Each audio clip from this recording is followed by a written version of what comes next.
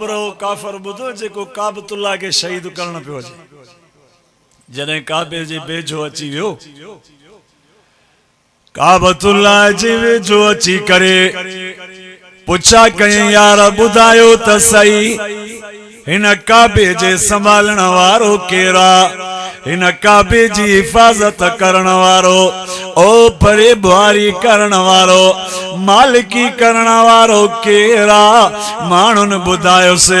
हितां जो सरदार जंजो नालो अब्दुल मुत्तलिब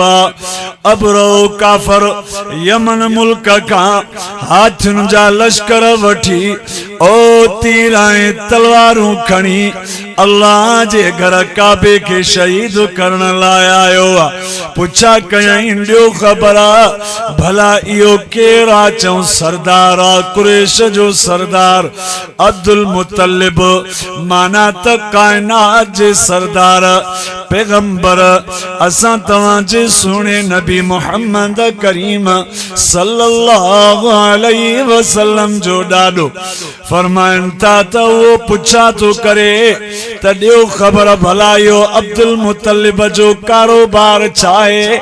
कम केड़ो कंदो आ माण्हुनि चयसि जेके साम्हूं उठ था ॾिसो सवन जी तादाद इहे सभु उन अब्दुल मुत्तलिब जा अथव पंहिंजी फौज खे हुकुम कयई जल्दी कयो इन जा उठ गिरफ्तार कयो कमो पेशो 200 उठ खणी करे उन्हनि ॿधी पंहिंजे कब्ज़े में कया एतिरे में माण्हू मोकिले वञो इन काबे जी खिदमत वारे खे ओ सरदार अब्दुल मुत्तलिब खे वठी अचो माण्हू भजंदा आया आए ॾाॾा अब्दुल मुत्तलिब जमन खां बादशाह आयो आ वॾो ज़ालिम बादशाह तीर तलवारूं फौजूं आंदियूं अथई पर हाथुनि जे मथां लश्कर आंदा अथई अब्दुल मुत्तलिब पुछा कई ॾियो ख़बर चवे छा थो चाहे छा थो जेसि चवे थो त मां काबतुल्लाह खे शहीद कंदुसि हज़रत अब्दुल मुत्तलिब अॻिते वधियो हीअं जो आयो उहो सरदार अबरो काफर पंहिंजे मजमे जे विच में कुर्सीअ ते वेठो इंतजार पियो करे ताणे केड़ी मल थो अचे एतिरे में नज़र पई त उहो हसीन जमील ओ वॾे चौड़े सीने वारो वॾे वेकरे सीने वारो वॾो कदावर वॾो सुहिणो जवान अरबी जुबे में हीअं अचे जो पियो वॾेरो बसां एतिरे में अबरे काफर ते ओ न अब्दुल मुत्तलिब जी दहशत चढ़ी वई आ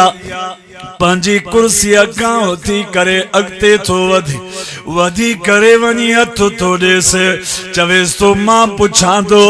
त ॾे ख़बर भला सरदार अब्दुल मुत्तलिब तूं आ चए हाओ मां आहियां ॾे ख़बर भला काबे जी हिफ़ाज़त कंदड़ बि तूं आ चई कंहिं तोखे चयो आ त मां काबे जो हिफ़ाज़त कंदड़ आहियां काबे जी हिफ़ाज़त त मुंहिंजो अल्लाह कंदो केर काबे जी हिफाजत केर कंदो अल्लाह चई हे आबेतुल्लाह मुझे रब जो बेत माना अल्लाह जो घर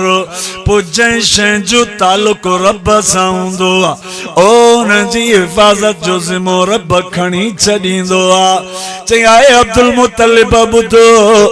असां काबो ड्राइण आया आहियूं चई वञी ड्रायो काबो ॼाणे काबे जो मालिक ॼाणे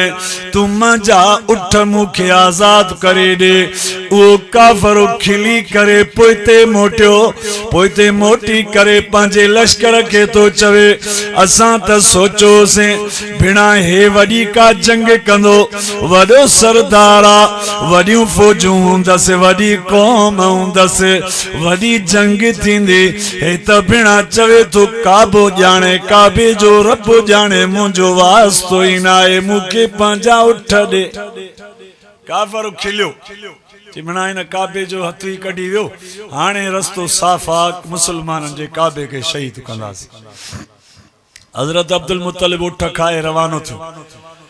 अबरहु काफर काबे को परे लश्कर झलियो हाणे हुकुम कई पंहिंजी फौज के त अॻिते हाथियूं वठी हलो। जियां ही उन जा हाथुनि ते उहे काफर जा फौज अॻिते वधिया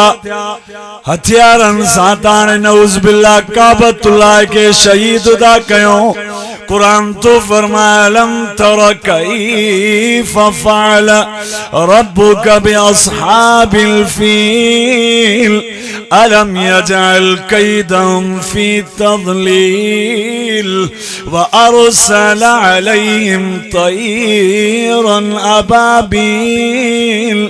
तरमीम बिहिजारतिन मिन सिज्जील।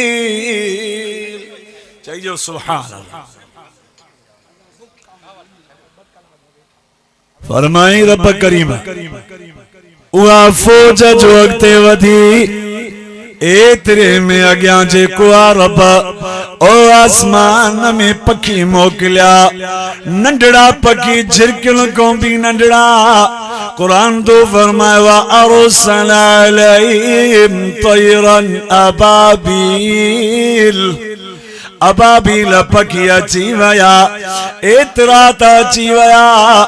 ओ उन्हनि जे वात में नंढड़ी पथरी अबाबील जे वात में का मण ॾेढ जी पथरी पवंदी नंढड़ी पथरी उन पथरीअ जे अंदर रब साईं एडी त ताकत रखी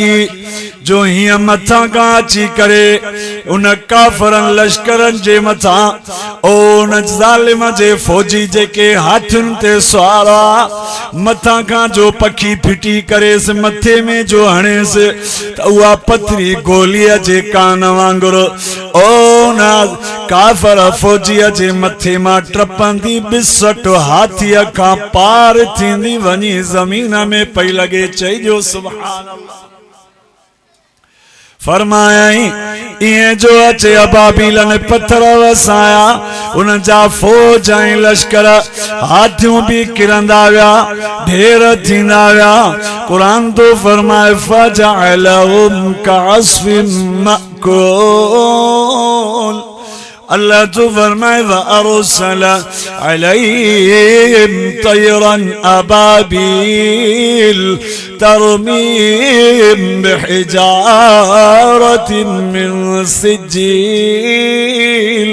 फजअलहुम कअस्फिन मअकूल। अल्लाह तो फरमाए इएं रब खत्म करे छॾनि। रब तो फरमाए मां पखियुनि जे ज़रिए इएं खत्म कयो मान ओ जियां माल जो खाधल लताड़ियल ओलड़ हूंदो आहे। अल्लाह तो फरमाए मां उन काफ़रनि ऐं हाथियुनि के काबे जे दुश्मननि के ओलड़ करे छॾियो। अब अर्ज़ कयमि त जंहिं शइ जो तालुक़ु रब सां हूंदो आहे काबतुल्लाह जो तालुक़ु कंहिंसां आहे पोइ हिफ़ाज़त कयईंसि की न कयईंसि। अबरह काफ़र जो लश्कर पर पाण बि उते ढेर थी वियो पर काबे ताईं चौ पहुची न सघियो। आओ की न।